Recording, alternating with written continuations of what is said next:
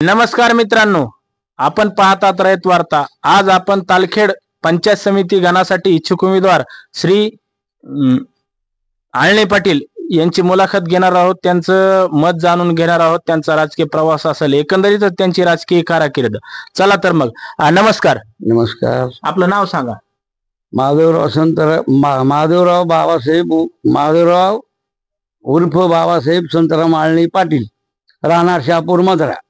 आपल्या राजकीय जीवनाची सुरुवात कशी झाली?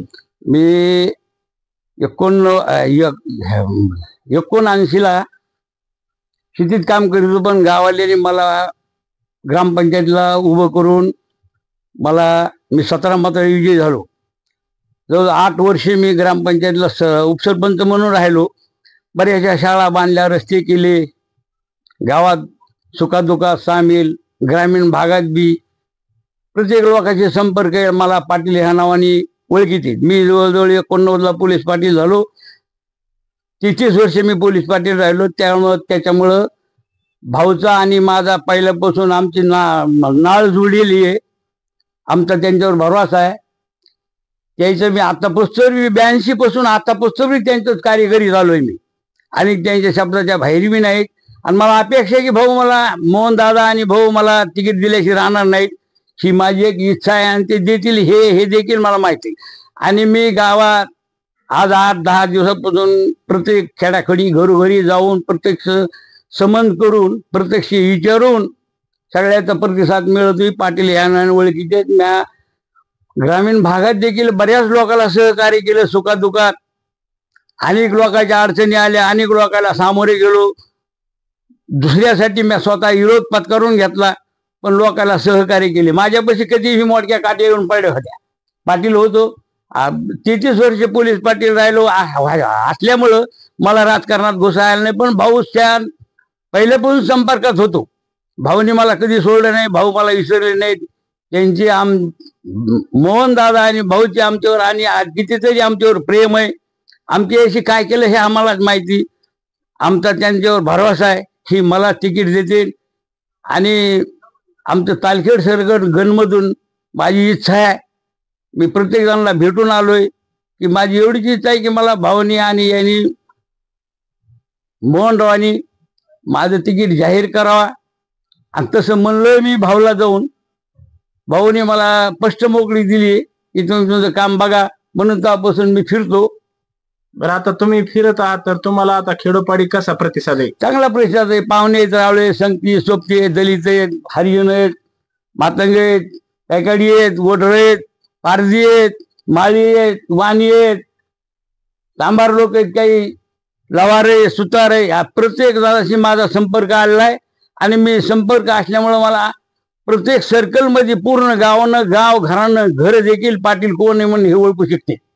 म्हणून मला प्रतिसाद मिळतो। लोकांची इच्छा आहे पाटील तुम्ही उभा राहा, तुम्हाला आम्ही बरोबर निवडून आणू, तुमची काही चिंता करू नका।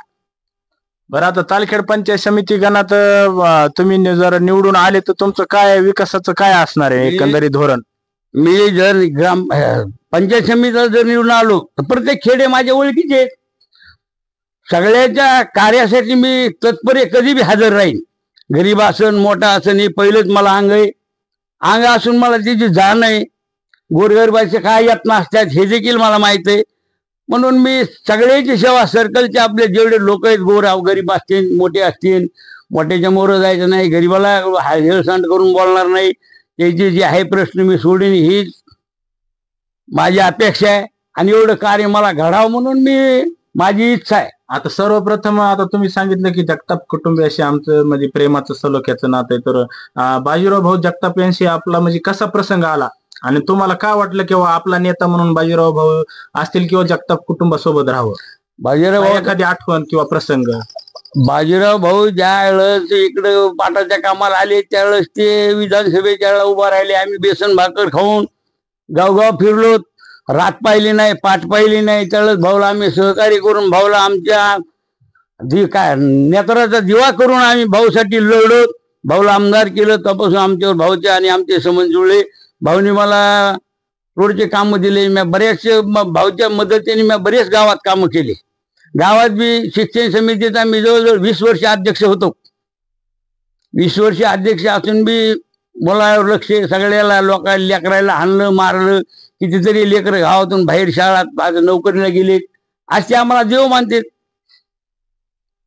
त्यांच्या कृपामुळे मी आज बसतोर कुठल्याही प्रपंचात कुठलं लक्ष न घालता लोकांच्या सेवेत आजपासतो मी तप्त राहील.